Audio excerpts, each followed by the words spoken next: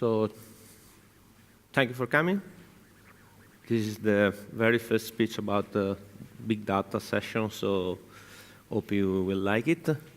Of course, as we will talk about graph databases, we will be very focused on the connected part of big data, because we are also really interested in understanding which are the relationship between data. We will see that, and we will try to understand during this speech that relationships matters almost more than single data points.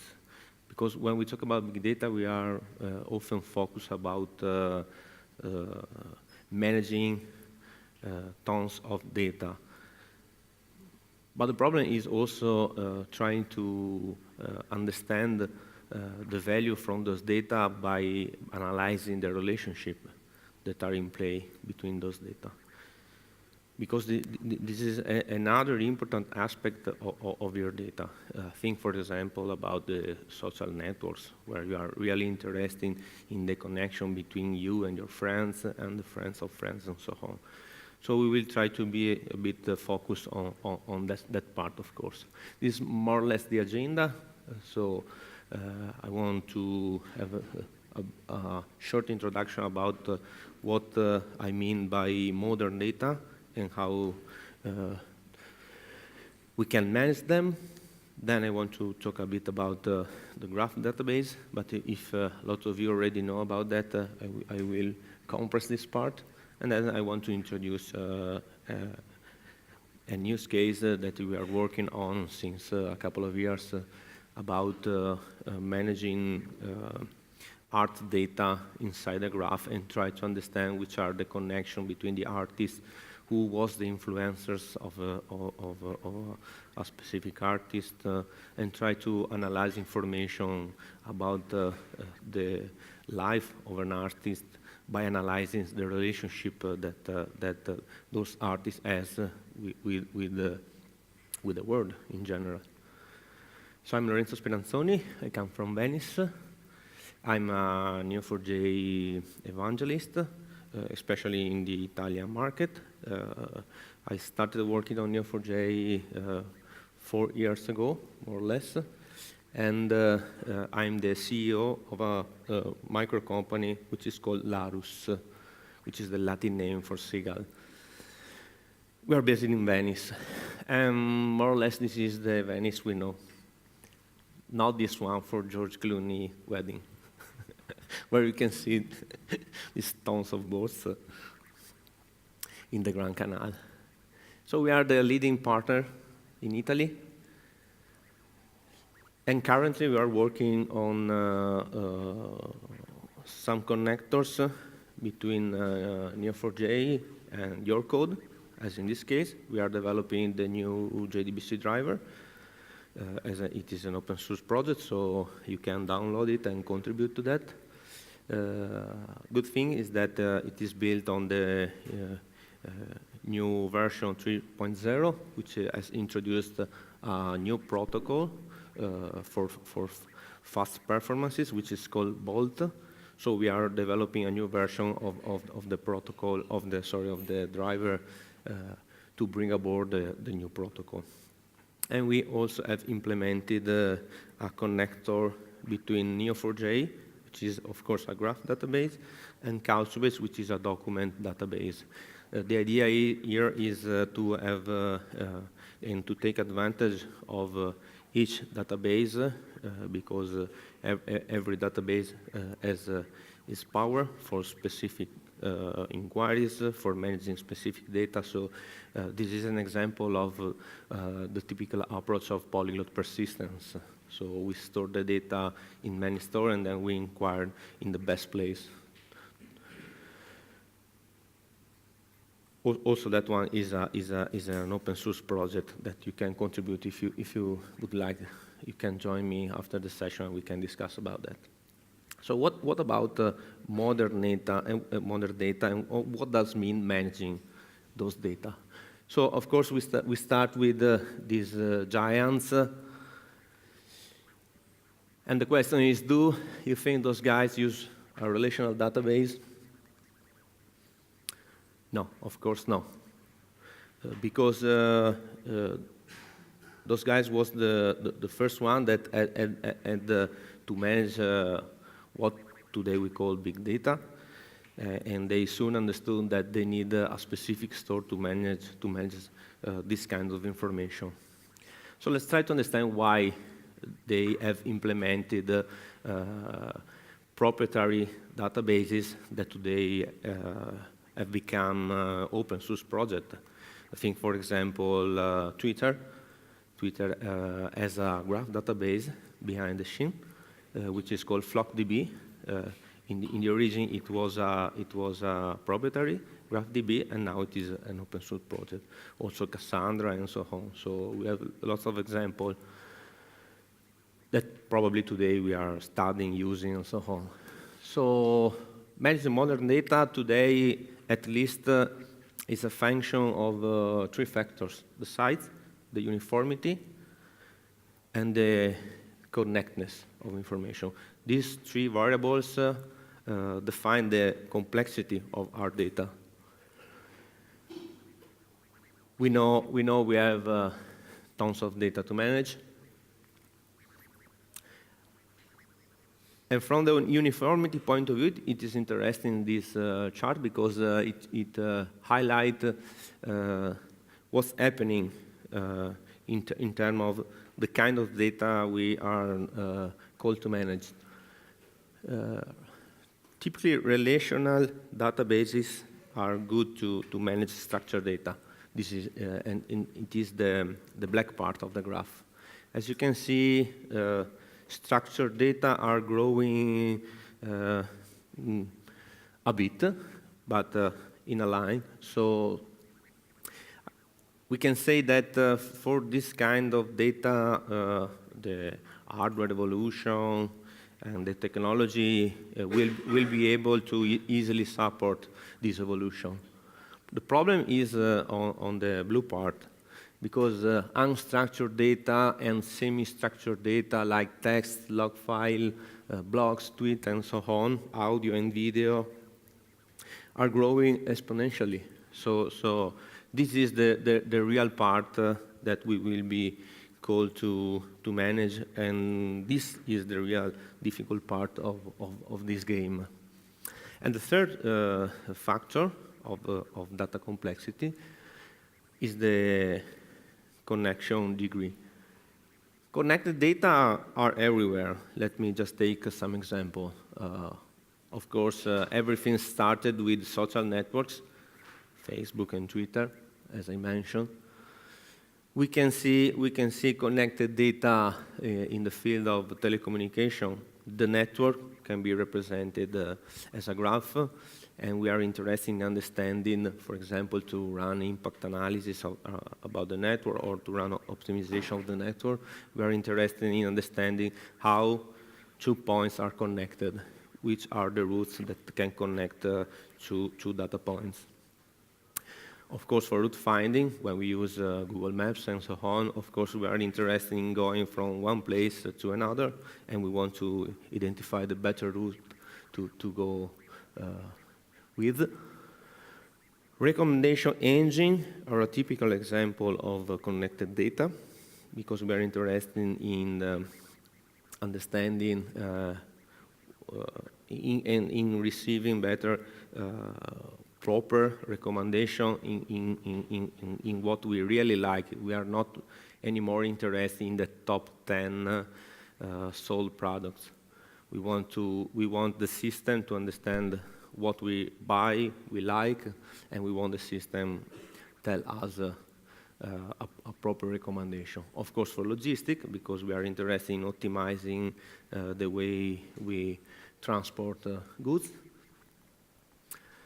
Access control is another typical example, because if you think, for example, to the classical LDAP is a tree, and a tree is just a form of a graph. So we could evolve the traditional LDAP systems into a graph to achieve a better flexibility about all the profiles that an user can have. It is interesting for fraud detection because we are we want to understand if there's a ring of frauders that are working together to fraud a bank, for example. So we want to find some ring inside a graph. So as Seth Godin said, the ability to connect the dots is rare and valuable. Connecting dots, solving the problem that hasn't been solved before, seeing the pattern before it is made obvious is more essential than ever. I really agree about that. So we should stop merely collecting data points and start connecting them. Because as I said in the intro, relationship between data points matters almost more than individual data points itself. We cannot observe our data alone anymore. We need to understand how our data points are related to each other to achieve a bigger and better information about our data. Bad thing is that the traditional relational database is not able to manage relationship. And it's quite ironical because they are called a relational database. Why aren't they able to manage a relationship? Just because they compute the relationship at runtime. When we write a join, the system starts computing which records on a table are related to the other side in another table. So this is an R job for the RDBMS. It needs to compute in real time the relationship. The tabular data models and rigid schema make it difficult to add new or different kinds of connection, performance degrades, query complexity growth are some example why managing relationship in a relational database is hard. So we come in the NoSQL landscape and we have some options. There are three great groups, which are key values, column-oriented and document store. React, Cassandra, Couchbase, as I mentioned before, or MongoDB. The point is that they solve the problem. They try to solve the problem about the connection between data by aggregating the information. They put the information all together, so when you ask for them, you already have the response. You already have the join the result. The problem is that they normalize the information. So all your life you will have to manage in your application this duplication of data. While we were quite interested, and that's the first reason why we started working with Neo4j, is that graph database are still normalized. The data inside the graph are still normalized as we are used to knowing for a relational database. So we don't have to manage the problem of their normalized data. Of course, the graph is different than a relational database because it is what we call a connected data model. Because the connection, as you probably know, are stored in the graph as the data are stored in the graph. So we don't need to compute at runtime the connection, the relationship with data, because they are already in place inside the graph. So also aggregated NoSQL database don't handle relationship so well, because there's no data structure. It's complex to define join logic in the application.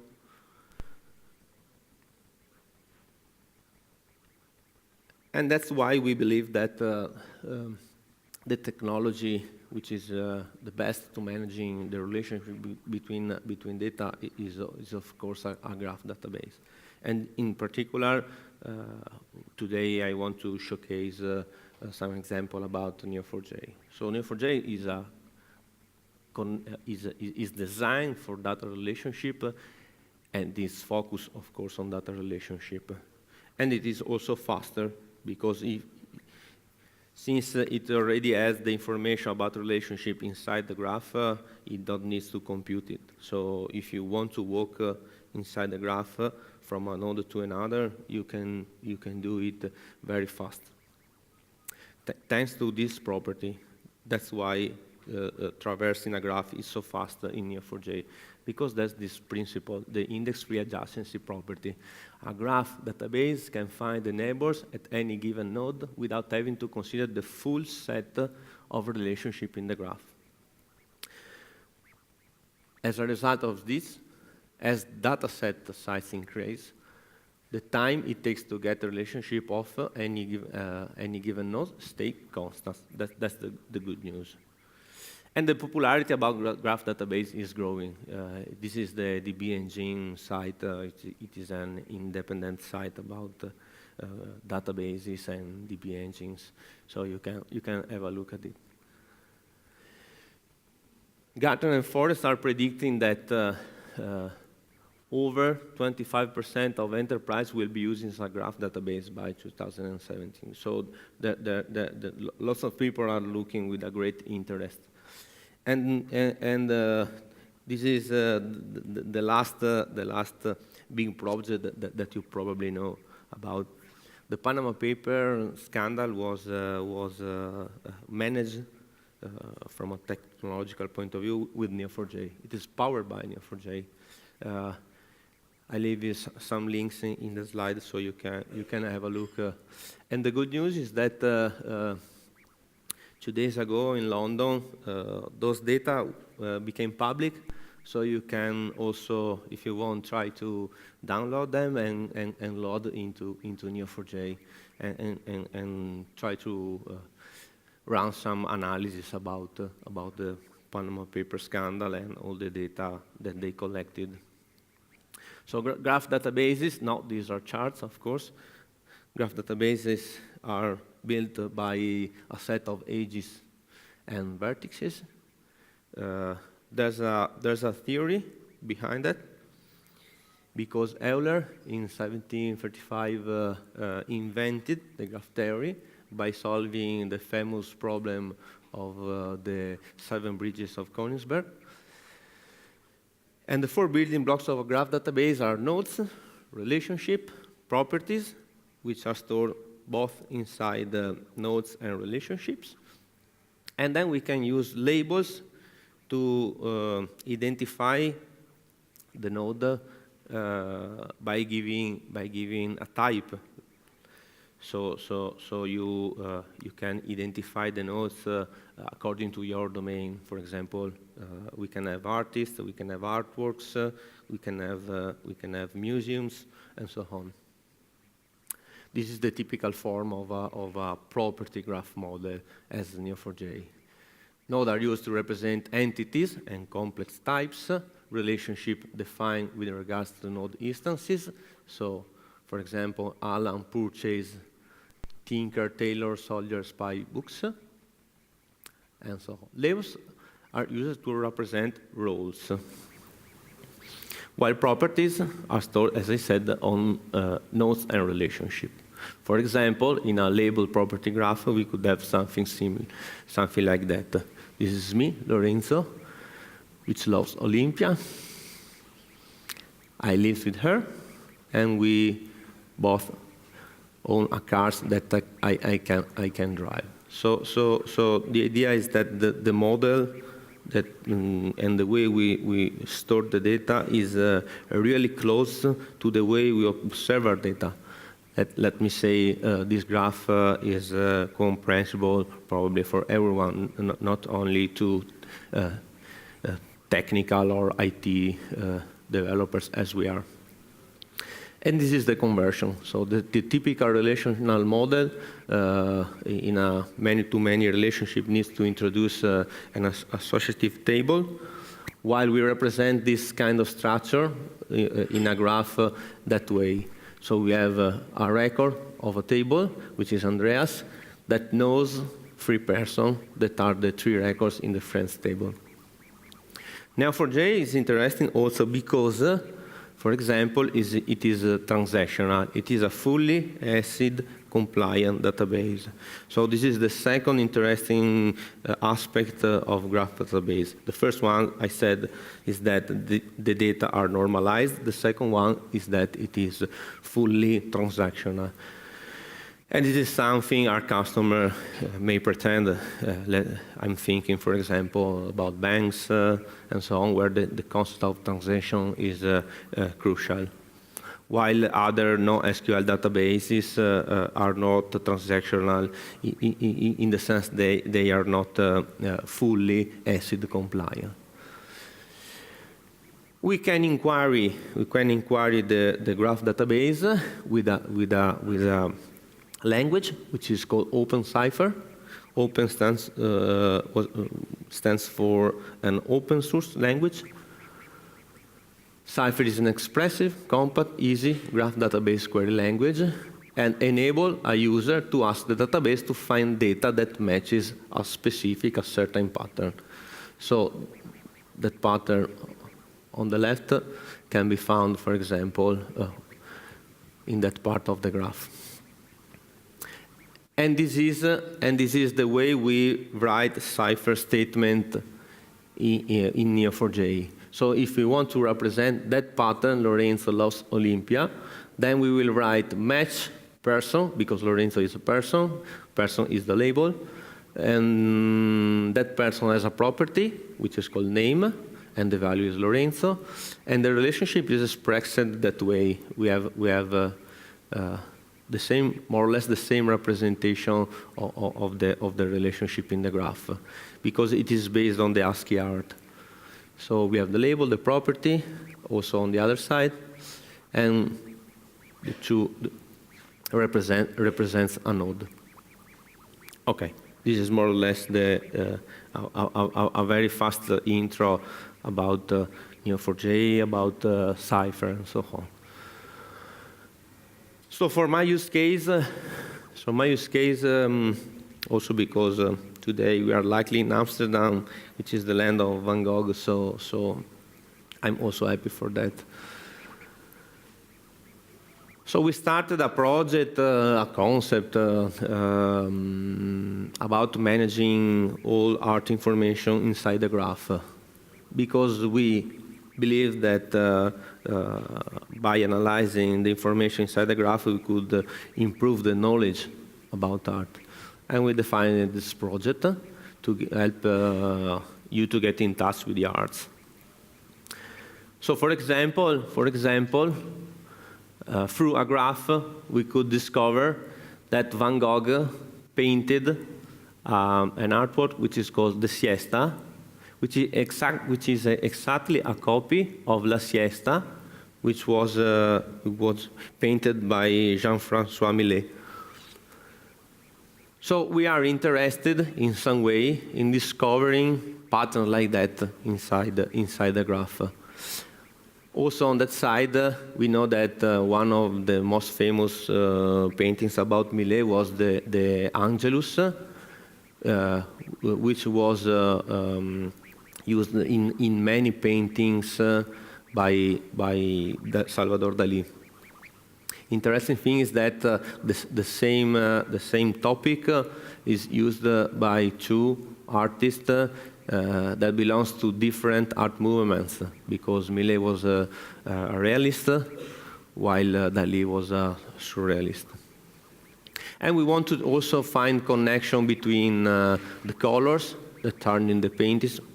We wanted to understand if this kind of relationship was significant, was true, and so on. So the idea was to try to connect the emotions with the colors that was used. And those are, in the end, simple representation of what we are trying to discover. We took information from Wikipedia. So we tried to import the entire graph, the entire Wikipedia inside the graph. That's why today I'm talking about big data. The English language Wikipedia is about 16 million nodes, pages inside Wikipedia, nodes inside Neo4j, and more or less 200 million relationship between those pages. The domain is very simple. An artist painted some artworks, belongs to an art movement, has some techniques. An artwork can be found in a museum. The artist lived in a city, died in a city, and also the museum is hosted, is present in a city. Same thing for monuments.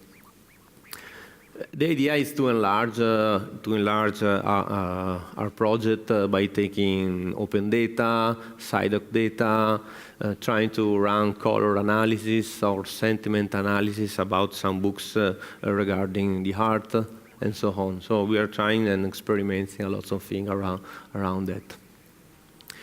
We started importing the data from the XML file, which is more or less built like that. So a single page inside the dump file is more or less this one. So we have a title, a namespace that represents if it is a page, a template, a category, and so on.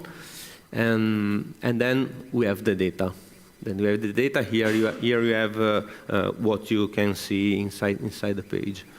The idea is also to start working not from the raw data in Wikipedia, but try to work with the DBpedia, Freebase, because they are already managed and the information are a bit better organized. So more flexibility and more work with Wikipedia. Because with the raw data we can do what we want.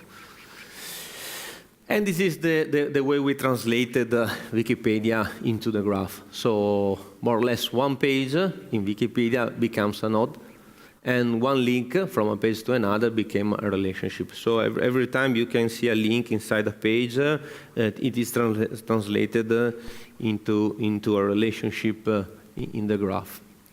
And since we have lots of namespaces, we use the namespaces as labels.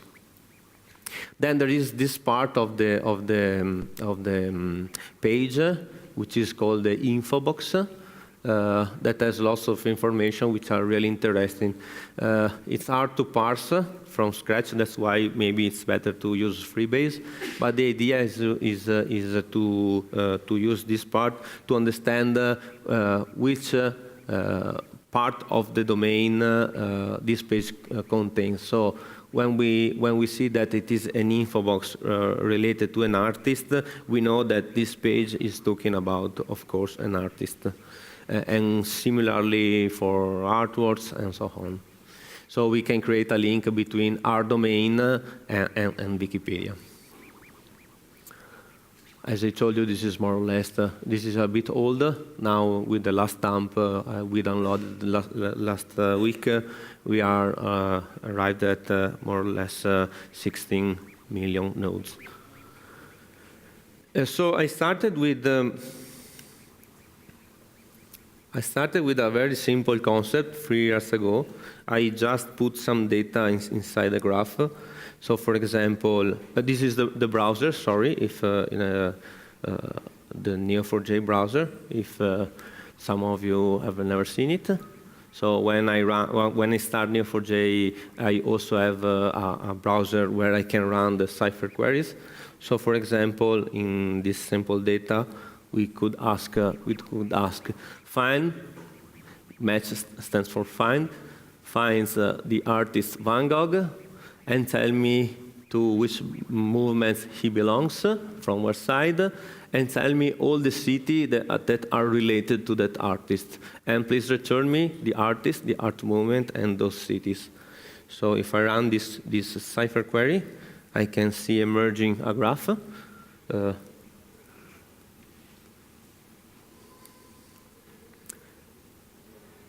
So Van Gogh,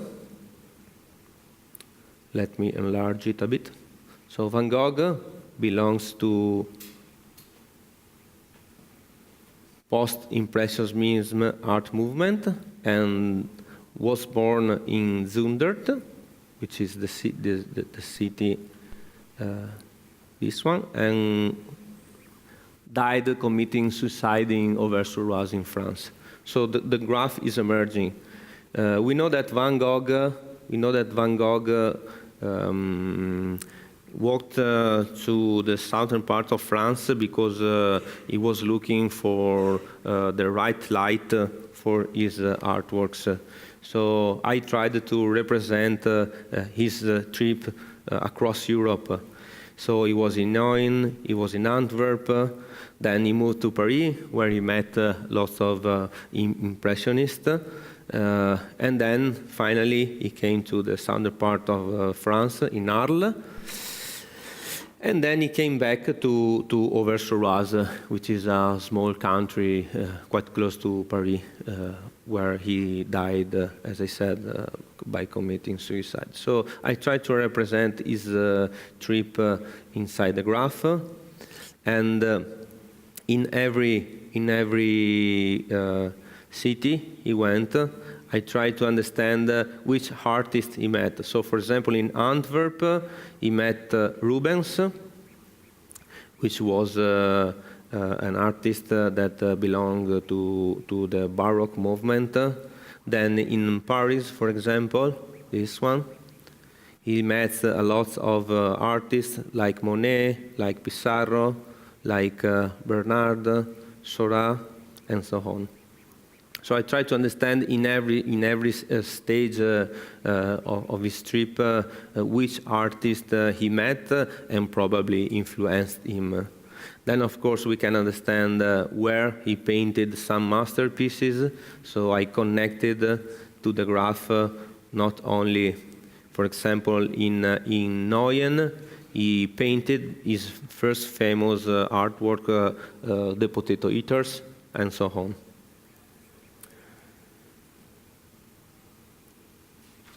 Then we can add, of course, the museums, and finally we could also add some social. So, for example, we could say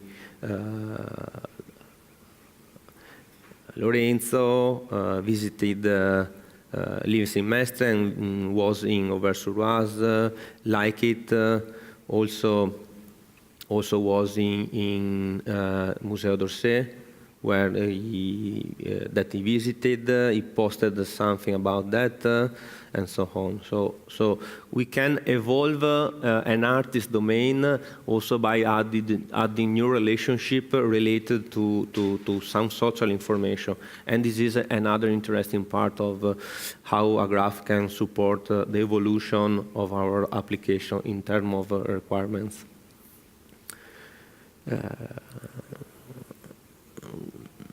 Then by adding some geospatial information, let me try to see if I'm still connected to my cloud. It's loading. Just for a moment, please. So in every node we can add two coordinates, a longitude and a latitude. And a latitude, sorry, and add through a geospatial plugin, add the availability to run geospatial queries also in Neo4j. So if he decided to load, I can detect my position.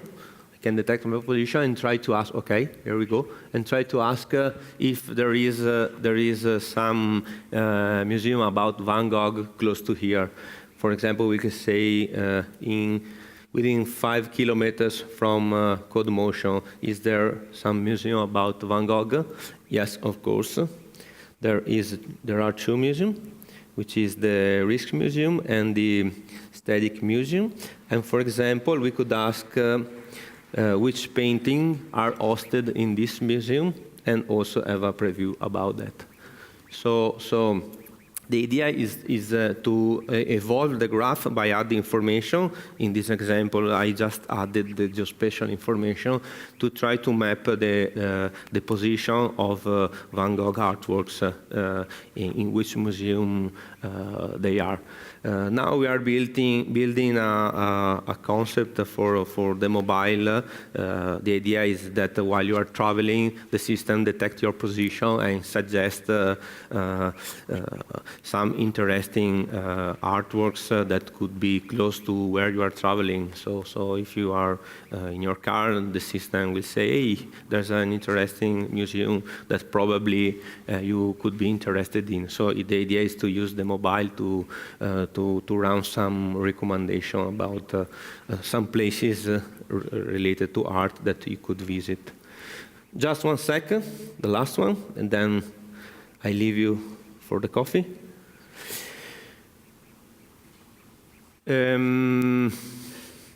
This is the Wikipedia database. As you can see, we have lots of data inside it. We have 1.5 gigabytes of nodes. We have 7 gigabytes of property, I mean information, and lots of relationship, of course. For example, we could ask about the relationship inside Wikipedia between Vincent Van Gogh and some colors. Wikipedia have a page for every colors that we know, yellow, red, light, because I was interested in understanding which color, according to Wikipedia, are related to Vincent Van Gogh. So we try to find a match between these artists, okay?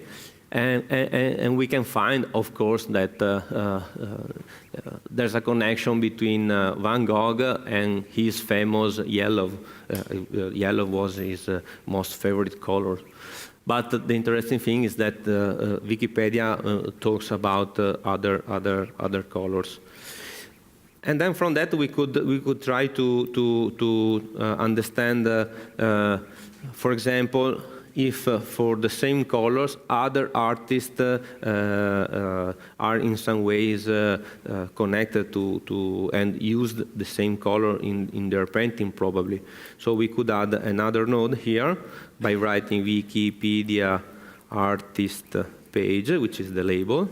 So we have a connection between Van Gogh, a color in the middle, and another artist on that side. Of course, we have to say where A is different from C, because we don't want that the node C is once again Van Gogh itself.